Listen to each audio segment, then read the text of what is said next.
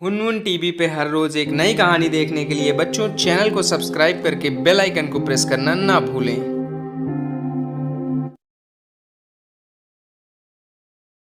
पापा, मैं आखिरी बार पूछ रहा हूँ, सीधे सीधे बता दीजिए कि मुझे साइकिल के पैसे देंगे कि नहीं। मैं परेशान हो गया हूँ पूछ पूछ के। बता दीजिए, देना हो तो, ना देना हो तो। अबे बंटी, मैं तेरा बाप हूँ कि तू मेरा बाप है? साले पैसा मांग रहा है कि मुझे आदेश दे रहा है? साले दिमाग ना खराब कर, 1 रुपया नहीं मिलेगा तुझे। माँ, आप देंगी कि नहीं पैसे? कि आप भी नहीं देंगी पापा की तरह? मैं मांग मांग के परेशान हो गया हूँ। इतने दिन से साइकिल साइकिल रट लगा रखी मैंने, लेकिन ना आप ही दे रही ना पापा ही। अब मैं क्या कर सकती हूँ? अब जो पैसे हैं सब तुम्हारे पापा के पास हैं, वही देंगे तो देंगे। मैं क्या कर सकती हूँ बेटा? मैं नहीं दे सकती, मैं मजबूर हूँ। माँ बाप की बात सुनकर बंटी वहां से गुस्सा होकर बाहर चला जाता है। ए जी, पैसे दे दीजिए ना बेचारे को, इतने दिन से साइकिल मांग रहा है। हमारा बेटा सिर्फ और कुछ नहीं मांगता, सिर्फ साइकिल ही तो मांग रहा है। मेरा बेटा दुखी मुझसे देखा नहीं जाता, दे दीजिए ना पैसे। वो मेरा भी बेटा है, मैं भी चाहता हूँ कि वो खुश रहे, मैं उसे पैसे दे देता, लेकिन वो बहुत जिद्दी होता जा रहा है, इसीलिए मैंने पैसे नहीं दिए। मैं बाद में उसे साइकिल खुद लाकर दे दूंगा। बाहर बैठकर चिंटू साइकिल के बारे में सोच रहा था। तभी उसके दिमाग में एक आइडिया आता है। वो सोचता है कि क्यों ना मैं पैसे भगवान से ही मांग लूं। और फिर वह दौड़ता हुआ घर के अंदर जाता है और भगवान के लिए एक खत लिखने का सोचता है। और कमरे के अंदर आकर वह भगवान के लिए एक खत लिखता है, जिसमें वह भगवान से 4,000 रुपए अपनी साइकिल के लिए मांगता है।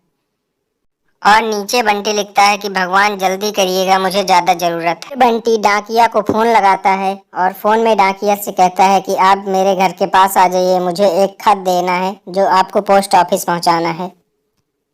फिर बंटी घर के बाहर आ जाता है और घर के बाहर आकर सोचता है कि अब तो मेरा काम हो जाएगा।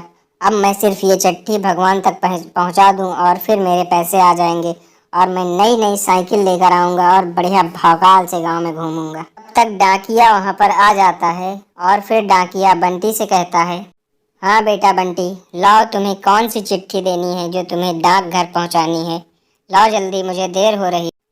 तब बंटी डाकिया से कहता है कि आप ये चिट्ठी बहुत संभाल कर ले जाइएगा, ये बहुत ज़रूरी चिट्ठी है, इससे मेरा भविष्य निर्भर करता है और इसमें बहुत ही ज़रूरी चीज़ है, तो आप इसे संभाल कर ले जाइएगा। ये खोए ना, और आप जल्दी से ले जाइए और इसे डाकघर पहुंचा दीजिए। फिर डाकिया बंटी से चिट्ठी लेता है और पोस्ट ऑफिस के लिए रवाना हो जाता है। फिर बंटी वहीं पर खड़े रहकर सोचता है कि अब तो मेरी साइकिल आने वाली है, अब मुझे पापा से मांगने की कोई ज़रूरत नहीं, अब तो मेरा अलग ही जलवा होगा, अब मेरा भौकाल ही अलग होगा। फिर बंटी अपने कमरे में आकर चैन से लेटकर सोचता है कि अब पैसा आने वाला है। बंटी की चिट्ठी डाकघर की एक कर्मचारी को मिलती है और वह पढ़कर बहुत खुश हो जाती है। वह सोचती है कि ये कौन सा बच्चा है जिसने भगवान के लिए चिट्ठी लिखी है। फिर वह वो चिट्ठी लेकर अपने डाकघर के बड़े अधिकारी के पास जाती है। फिर वह उनसे कहती है कि आज एक चिट्ठी बच्चे ने भगवान के लिए लिखी है, मैं आपको दिखा।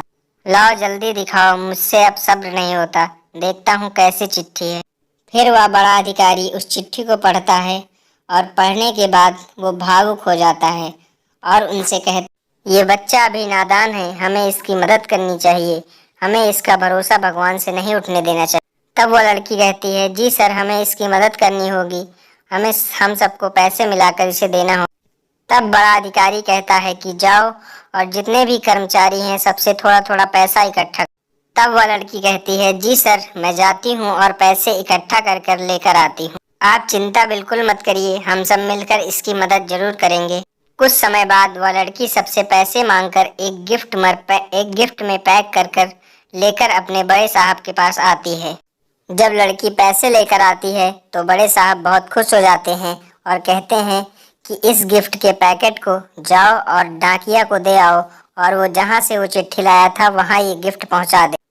तब लड़की कहती है, जी सर, जैसा आपका ऑर्डर। मैं जाती हूँ और डाकिया को ये गिफ्ट का पैकेट देकर आती हूँ और उससे कहती हूँ कि ये संभाल कर जहाँ से चिट्ठी लाए थे वहाँ पहुँचा दो। फिर लड़की पैसे लेकर जाती है और डाकिया को देकर चली आती है। डाकिया वह गिफ्ट लेकर बंटी के घर के लिए रवाना हो जाता है और रास्ते में जाते जाते डाकिया सोचता है कि आखिर इस गिफ्ट में क्या है और ये बंटी के लिए तुरंत कैसे आ गया। इसने तो अभी तुरंत लेटर दिया था।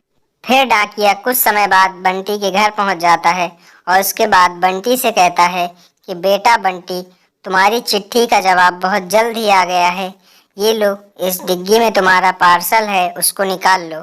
डाकिया को देखकर बंटी अत्यधिक प्रसन्न हो जाता है और उसके बाद डाकिया से अपना पार्सल लेकर अपने रूम में आ जाता है। अपने रूम में आने के बाद बंटी गिफ्ट को बहुत ही खुशी से बहुत जल्दी जल्दी खोलता है और देखना चाहता है कि आखिर इसमें गिफ्ट के अंदर बंटी को पैसे मिल जाते हैं और बंटी पैसों को देखकर बहुत खुश हो जाता है। फिर बंटी पैसों की गिनती करता है तो देखता है कि उसमें 4,000 पूरे रहते हैं। फिर बंटी अपने कमरे में बैठकर सोचता है कि पक्का भगवान ने हमें साइकिल के लिए 5,000 भेजे होंगे, लेकिन बेड़ा गर्क हुए इन डाक वालों का, इन्होंने 1,000 चुरा लिया। अगली बार भगवान को खत लिखकर इनकी शिकायत करूंगा। Yeah.